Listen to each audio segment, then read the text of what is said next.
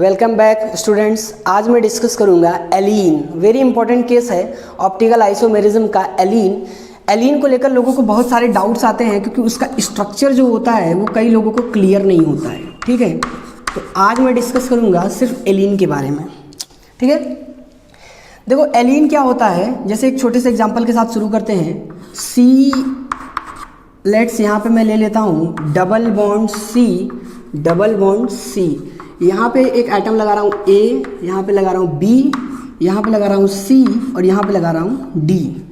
तो जैसे अगर आप लोगों ने मेरा लेक्चर नंबर 2 देखा होगा तो उस हिसाब से तुम लोग ये बोल रहे होगे कि इसका जो हाइब्रिडाइजेशन है इस कार्बन का वो sp2 है। तो यू आर राइट। ठीक है, जैसे इस कार्बन का अगर हाइब्रिडाइजेशन देखो तो वो इस कार्बन का भी हाइब्रिडाइजेशन क्या है, sp2 है। तो इस हिसाब से देखने में ऐसा लग रहा है कि अगर इसका भी हाइब्रिडाइजेशन sp2 है और इसका भी हाइब्रिडाइजेशन sp2 है तो अगर इस मॉलिक्यूल को हम कट करेंगे तो हमें स्लाइस के हिसाब से एक प्लेन ऑफ सिमेट्री मिल जाएगी। और 99% बंदा इस क्वेश्चन को गलत करके आएगा जेईई मेंस में या फिर एडवांस में। लेकिन मैं बता रहा हूँ इसमें कोई भी हमें प्लेन ऑफ सिमेट्री नहीं मिल रही है। जरा देखते हैं कैसे क्या होता है।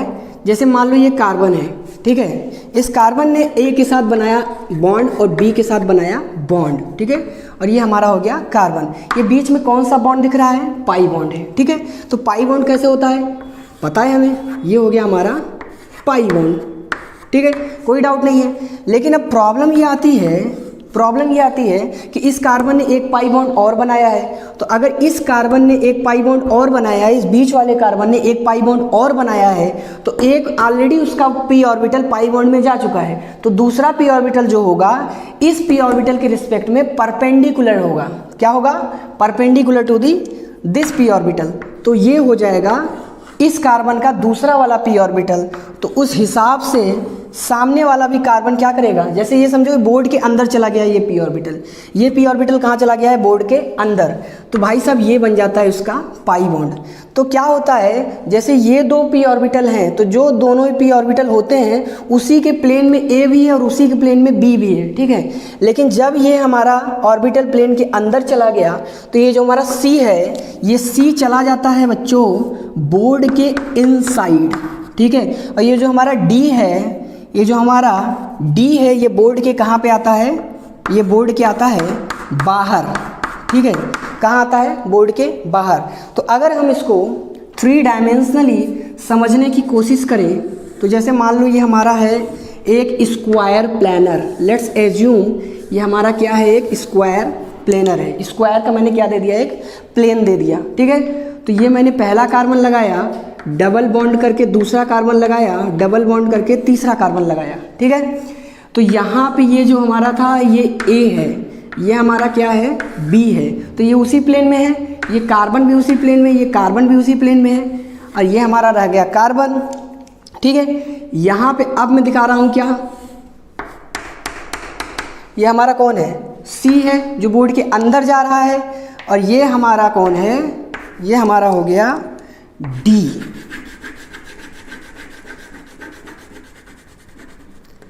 ये हो गया डी जो बोर्ड के बाहर आ रहा है। तो खुद समझो, तुमने जब यहाँ से कट करना शुरू किया तो यहाँ तक तुम्हें प्लेन ऑफ सिमेट्री मिल रही है, लेकिन हमारा ये जो डी है ये कहाँ आ रहा है, बाहर की ओर आ रहा है और ए कहाँ जा रहा है, अंदर की ओर। तो एक ही प्लेन में ना आने की वजह से हमें कोई भी प्लेन ऑफ सिमेट्री नहीं मिल रही है। इसलिए यहाँ एक स्टेटमेंट लिखूँगा, अगर a is not equal to b हो जाए ये केस, या फिर मैं और लगाऊंगा c is not equal to d हो जाए, तो ऐसे सिचुएशन में हमें कोई भी नो प्लेन ऑफ सिमेट्री मिलेगी, no plane of symmetry. Okay, तो अगर हमें कोई भी प्लेन ऑफ सिमेट्री नहीं मिल रही है तो ये पूरा का पूरा जो मॉलिक्यूल है किसकी तरह बिहेव करता है, as a chiral molecule, as a chiral molecule. यहाँ कायरल मॉलिक्यूल का मतलब ये होता है ऑप्टिकली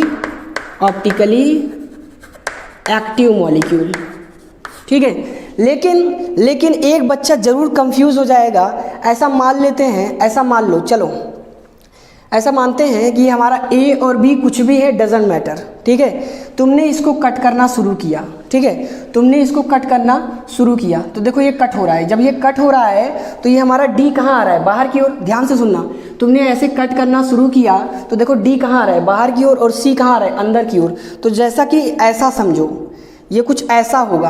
तो जब तुमने ऐसा कट करना शुरू किया तो ये कुछ ऐसा होगा। तो डी हमारा बाहर की ओर आ रहा है और सी हमारा अंदर की ओर जा रहा है। तो जब तुम ऐसे कट करोगे, ऐसे कुछ इस तरीके से, तो हमें इसका और इसका क्या मिलना चाहिए, मिरर इमेज। मतलब अगर डी और सी बराबर हो गए तो ऐसे कट करने के दौरान तुम समझ सकते हो डी का मिरर इमेज क्या मिल रहा है, सी। इसका मतलब इंपॉर्टेंट कॉन्सेप्ट क्या निकल के आता है कि अगर बाय डिफ़ॉल्ट कोई दो एटम बराबर हो गए, डी इक्वल टू सी हो गया, या फिर ये हमारा ए है, ए इक्वल टू बी हो गया, तो बच्चों हमें मिनिमम 1 POS मिल जाता है। तो ऐसे सिचुएशन में मॉलिक्यूल हो जाएगा क्या, ऑप्टिकली इनएक्टिव। आई बात समझ में। तो नेट कंक्लूजन क्या निकल के आया कि अगर चारों में से कोई दो एटम, कॉन्जुगेटेड दो एटम, ये साथ वाले अगर डिफरेंट हो गए तो हमें कोई भी प्लेन ऑफ सिमेट्री नहीं मिलेगी। लेकिन बाय डिफ़ॉल्ट कोई दो एटम सेम हो गए, इसके वाले या तो इसके वाले, हमें एक प्लेन ऑफ सिमेट्री मिल जाएगी। ओके, तो यहाँ पे जो है हमने एलिन का एक केस देखा है। तो यहाँ पे दो डबल बॉन्ड है, तो दो डबल बॉन्ड में मतलब 2 डबल बॉन्ड्स, और 2 डबल बॉन्ड्स का मतलब क्या होता है, even number of double bond. तो याद रखना एलिन के केस में अगर even number of double bond होता है तो पूरा का पूरा मॉलिक्यूल नॉन प्लेनर होता है, ठीक है। क्यों नॉन प्लेनर होता है, देख सकते हो डी जो है बाहर की ओर आ गया है और सी कहाँ चला गया है, अंदर की ओर। तो हमेशा याद रखना बच्चों कि अगर एलिन में डबल बॉन्ड्स की जो संख्या रहेगी, नंबर ऑफ डबल बॉन्ड्स, अगर वो even number of double bond है तो डेफिनेटली पूरा मॉलिक्यूल नॉन प्लेनर होगा।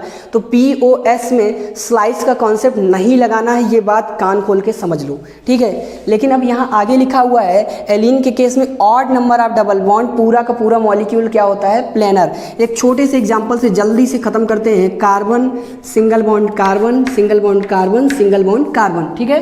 अब मैं एक काम करता हूँ, एक पाई बॉन्ड यहाँ बना देता हूँ, ठीक है, बन गया।